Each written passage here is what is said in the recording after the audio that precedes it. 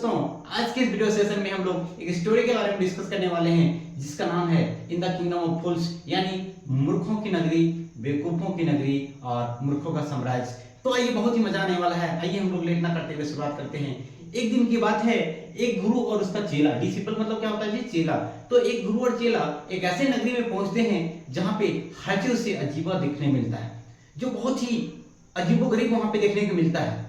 तो ऐसा क्या देखने को मिलता है कि जैसे वो लोग पहुंचते हैं तो पहुंचते हैं दिन में, लेकिन वहां पे बिल्कुल रात वाला नजारा नजर आता है। सुनने में तो अजीब लग रहा होगा, लेकिन ऐसे ही बात है। इसलिए क्योंकि जब वो लोग पहुंचते हैं तो वहां पे एकदम पूरा सब लोग सोए हुए रहते हैं। जितने सारे जानवर हैं, जितने सारे लोग हैं, ये सारे लोग सोए रहते हैं। यहाँ तक कि पक्षियां भी अपने घोंसले में रहती हैं।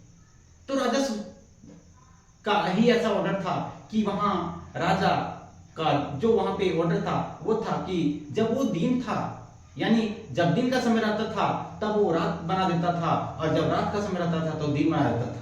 बना नहीं देता था, बल्कि राजा का ऐसा नियम था कि दिन के समय सब लोग सोएगा और रात के समय सब लोग काम करने जाएगा, और रात के समय सब लोग उठेगा और अपना काम में जाएंगे, और दिन के समय कोई भी काम में नहीं जाएगा, और मेरा अनुपालन जो नहीं करेगा उसे हम लोग जेल में डाल देंगे और फांसी का सजा दे देंगे। इसीलिए वहां का नियम बिल्कुल चेंज हो गया था। दिन को रात में चेंज कर दिया था और रात को दिन में बदल दिया था। आइए हम लोग कहानी के आगे बढ़ते हैं। जैसे गुरु और चेला पढ़ते हैं तो देखते हैं सब चीज लोग एकदम पूरा रात वाला वो लोग को फील आता है। तो देखता है उन लोगों को चलते भूख लग जाता है। अब लोग सोचता है तो खाए कहाँ। अब क्या होता है कि उन लोग सोचता है कि खाए तो कहाँ। अब पूरा दिन भर घूमता है, लेकिन कहीं से एक भी दुकान नहीं नजर आता है। जैसे ही शाम हो जाता है तब क्या होता है ना कि शाम हो जाता है तो धीरे धीरे दुकान खुलने लगते हैं, आदमी लोग उठने लगते हैं, आदमी लोग धीरे धीरे ब्रश करने लगते हैं। जैसे जैसे रात होता है आदमी लोग अपने काम में जाने लगते हैं। तो गुरु को समझ में आ जाता है कि हम एक ऐसे जगह में पहुंच गए जो बहुत ही खराब जगह है, बहुत ही मतलब जो बोला जाए मतलब बहुत ही गंदा जगह है। क्योंकि ऐसा जगह, इतना बेवकूफ वाला जगह कि दिन के समय सोएगा, रात के समय काम करेगा, ये भाई कैसा नियम है। अब क्या होता है ना कि अब गुरु वहां सोचता है कि यहाँ से चल जाए, लेकिन जैसे वो लोग खाना बढ़ते हैं कि खाना की तरफ बढ़ते हैं तो दुकान के पास जाते हैं खाना मांगने के लिए। तो दुकान वाला बोलता है कि हर चीज मिलेगा एक डुडू में। क्या मिलेगा? एक डुडू में। डुडू वहां का करेंसी था, यानी हर चीज वहां पे एक डुडू मिलता था। एक सिंगल डुडू में आप जो चाहे वो खरीद सकते हैं और जितना चाहे खा सकते हैं। चेला तो था लालची। चेला को लगा कि इससे अच्छा जगह और क्या हो सकता है भाई, क्योंकि सबसे अच्छा यहाँ पे खा पी के अच्छे से रहेंगे और हमें क्या चाहिए। इसलिए चेला सोचता है कि गुरु आप जाना है तो आप चले जाइए, लेकिन मैं यहाँ पे रहूंगा और यहीं पे खा पी के अच्छे से रहूंगा। गुरु बोलता है कि तुम अगर मेरी बात को नहीं मानोगे तो तुम एक दिन मौत के मुंह चल जाओगे, यानी तुम मारे जाओगे। इसलिए तुम यहाँ से चलो, क्योंकि यहाँ बेवकूफ लोग है, ये लोग कभी भी कुछ कर सकता है। लेकिन गुरु का बात नहीं मानता है, लेकिन गुरु वहां से चला जाता है, लेकिन चेला वहीं पे रह जाता है। चेला वहां पे खा पी के बहुत अच्छे से चल रहा होता है, बहुत मोटा हो जाता है। एक बार की बात है कि वही जगह में, वही नगरी में एक बार चोरी होता है, और चोर जब घुसता है चोरी करने के लिए तो चोरी करके निकल ही रहा होता है कि दीवार जैसे फांदता है, तो दीवार फांदते फांदते वो दीवार उसी पे गिर जाता है चोर पर, और चोर मर जाता है। अब चोर का भाई, अब तो सबसे बड़ा मजा आने वाला है। इसीलिए क्योंकि चोर जैसे मरता है तो चोर का भाई जाता है किसके पास? राजा के पास। किसके पास जाता है? राजा के पास। कि राजा साहब, मेरा भाई गया था चोरी करने के लिए, और चोरी करने गया था तो दीवार बहुत कमजोर था, इसलिए दीवार गिर गया उस पर और मर गया। इसलिए जिसकी दीवार है उसको सजा होना चाहिए। सुनने में तो अजीब लग रहा होगा, इसीलिए क्योंकि चोरी भी करने गया और सजा भी उसी का होगा हो जिसके यहाँ चोरी हुआ है। राजा बोलता है ठीक है, जब बुलाओ। ये किसका घर था जिसके यहाँ तुम्हारे घर तुम्हारा भाई चोरी करने गया था और मारा गया? तो बोलता है राजा साहब वो मर्चेंट का घर था। मर्चेंट मतलब व्यापारी का घर था, इसीलिए व्यापारी के घर गया था चोरी करने के लिए, और व्यापारी इतना दीवार कमजोर बनाया था कि वो मर गया। अब क्या होता है कि व्यापारी को बुलाया जाता है। व्यापारी बोलता है कि महाराज क्या हुआ ऐसा, मुझे आखिर क्यों आना पड़ा, मुझे आप क्यों बुलाए? तो बोलता है राजा कि मर्चेंट तुमने कैसा दीवार बनाया कि एक आदमी का मौत हो गया, इसलिए तुम्हें फांसी की सजा होगी। मर्चेंट बोलता है माफ कीजिएगा हुजूर, ये मेरी गलती नहीं है, क्योंकि ये दीवार मेरे पापा के समय बने हैं और मेरे पापा मर गए, इसलिए मेरा इसमें कोई दोष नहीं है। अब राजा बोलता है कि तेरे पापा मरे, लेकिन दीवार पापा का संपत्ति अगर तुम्हारा हुआ तो पापा का गलती भी तुम्हारा हुआ, इसलिए तुमको सजा हुआ। अब मर्चेंट सोचता है कितना बेवकूफ राजा है, लेकिन मर्चेंट कुछ देर सोचने के बाद बोलता है कि राजा साहब ये मेरा दोस्त नहीं है, ये मिस्त्री का दोस्त है। मिस्त्री मतलब मेसन है ना, तो राजमिस्त्री का दोस्त है जिसने इतनी खराब दीवार बनाई है जिसके कारण आज एक आदमी का मर्डर हुआ है। इसलिए ये मेरा दोस्त नहीं, ये किसका दोस्त है? मिस्त्री का दोष है। अब मर्चेंट को बोलता है कि जाओ तुम मेसन को बुला के लाओ, जाओ तुम मिस्त्री को बुला के लाओ। अब मिस्त्री के पास जैसे वो जाता है तो मिस्त्री आता है। अब मिस्त्री यहाँ पे राजा के दरबार में आता है, बोलता है राजा साहब आखिर मुझे क्यों बुलाया? बोला हाँ तुमने इसके घर में दीवार बनाई थी। बोला हाँ बनाई थी।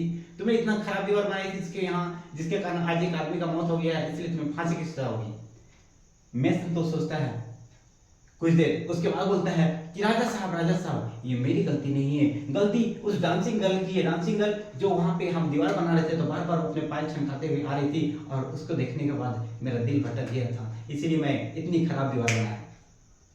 अब वो डांसिंग गर्ल बहुत ही बुरी हो चुकी होती है, लेकिन फिर भी ये मेसन जाके उसको बुला कर लाता है जो बहुत ही बुरी हो चुकी थी। बोले डांसिंग गर्ल तुम बताओ कि तुम बार बार इस अपना पैर को छमकाते हुए क्यों जाती थी, जिसके कारण इसका ध्यान भटक गया और ये इतना खराब दीवार बनाया। डांसिंग गर्ल बोलती है राजा साहब इसमें मेरी कोई गलती नहीं है, गलती उस गोल्ड स्मिथ की है जिसने मुझे ज्वेलरी बनाने के लिए मैं उसे दिया था और वो ज्वेलरी नहीं बना रहा था, इसीलिए बार बार हमको घूमना पड़ रहा था। अब डांसिंग गर्ल के बाद कहानी आ जाता है गोल्ड स्मिथ में। अब गोल्ड स्मिथ को बुलाया जाता है। गोल्ड स्मिथ बोलता है राजा साहब ये मेरी गलती नहीं है, गलती उस किसकी है? तो यहाँ पे मर्चेंट की है, जो क्या किया था, हमको ज्वेलरी बनाने के लिए दिया था, उसके घर में शादी थी, इसलिए गलती उसकी है क्योंकि उसका ज्वेलरी बनाना था, इसलिए मैं डांसिंग गर्ल को बार बार घुमा रहा था। क्योंकि कहानी शुरुआत हुई थी गलती इसी से और दोबारा इसी पे घूम जाती है। अब बोलता है कि ठीक है अब सजा होगा तो मर्चेंट का होगा। अब मर्चेंट हो गया टेंशन में। अब मर्चेंट था पतला, अब फांसी का फंदा बनाया गया तो बन गया मोटा। अब राजा सोचता है कि मर्चेंट जाओ तुम्हारा सजा माफ हो गया क्योंकि तुम पतले हो और फांसी का फंदा मोटा है, इसलिए तुमको सजा नहीं होगा। जाओ अपने लोगों को ऑर्डर दे देता है कि जाओ मोटा जो होगा उसको खोज के लेते हैं। अब उन लोग उसका सैन्य पूरा खोजता है तो खोजते खोजते एक जगह मिलता है डिसिपल मतलब जो चेला, ठीक है, चेला एक जगह बैठ के खा रहा होता है तो वो उस फांसी का फंदे का साइज का होता है, इसलिए उसका सैनिक लोग जाता है इसको उठा के ले आता है। अब जैसे ये आता है राजा के पास, बोलता है राजा साहब मेरी क्या गलती? बोलता है गलती तुम्हारी कुछ नहीं है, बस तुम्हारा इस फांसी के फंदे का साइज का तुम्हारा गर्दन है, इसलिए ये फांसी तुम्ही को होगी। चेला सोचता है कितना बेवकूफ राजा है कि जो मोटा है उसको फांसी में सजा दिया जाए, इसलिए मोटे मत होना ना, ठीक है। तो बोलता है कि राजा साहब ठीक है मेरी फांसी के फंदे में तो अगर मुझे झूलना है तो मैं झूल जाऊंगा, लेकिन मेरी आखिरी इच्छा पूरी की जाए। तो अब बोलता है राजा साहब बताइए तुम्हारा आखिरी इच्छा क्या है? तो चेला बोलता है कि एक बार हम अपने गुरु से मिलना चाहते हैं। गुरु आता है, गुरु बोलता है कि तुमको बताए थे पहले ही कि तुम इन लोग के चक्कर में मत पड़ना, लेकिन फिर भी वो बचाने की कोशिश करता है। अब बोलता है रुको तुमको एक चाल बताते हैं। चाल ये चला जाता है कि गुरु उसके कान में बोल देता है कि हम लोग दोनों भी लड़ाई करेंगे। लड़ाई इस बात का करेंगे कि फांसी के फंदे में पहले हम झूलेंगे, तुम बोलना हम झूलेंगे और हम बोलेंगे हम झूलेंगे। लेकिन जब राजा पूछेगा कि तुम लोग ऐसा लड़ाई क्यों कर रहे हो, तो हम लोग बताएंगे एक रहस्य की बात, और वो रहस्य की बात ये है कि जो फांसी के फंदे में पहली बार झूलेगा वो इस देश का राजा बनेगा अगले जन्म में, और जो बाद में झूलेगा वो मंत्री बनेगा। दोनों का प्लान फिक्स होता है। उन लोग वहां पे लड़ने लगते हैं गुरु और चेला। तो राजा टेंशन में आता है कि फांसी के फंदे में झूलने के लिए भला कौन लड़ता भाई, जरूर कुछ बात होगी, क्योंकि चेला भले बेवकूफ है लेकिन गुरु बेवकूफ नहीं हो सकता है। अब क्या होता है कि राजा पूछता है गुरु हमको बताइए कि आप लोग इतना फांसी के फंदे में झूलने के लिए क्यों लड़ रहे हैं? तो गुरु बोलता है कि मैं ऐसे नहीं बताऊंगा, आप प्रॉमिस कीजिए कि अगर मैं बता दिया तो मुझे फांसी के फंदे में आप झूलने दीजिएगा। राजा बोलता है ठीक है मैं प्रॉमिस किया।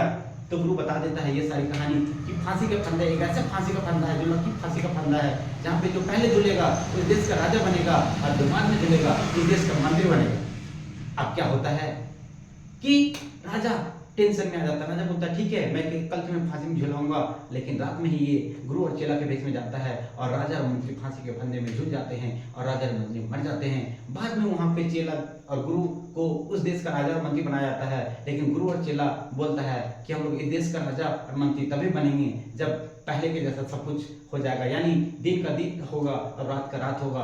यहाँ पे कोई नियम कानून चेंज नहीं होगा, जैसे पूरा ब्रह्मांड में चलता है वैसे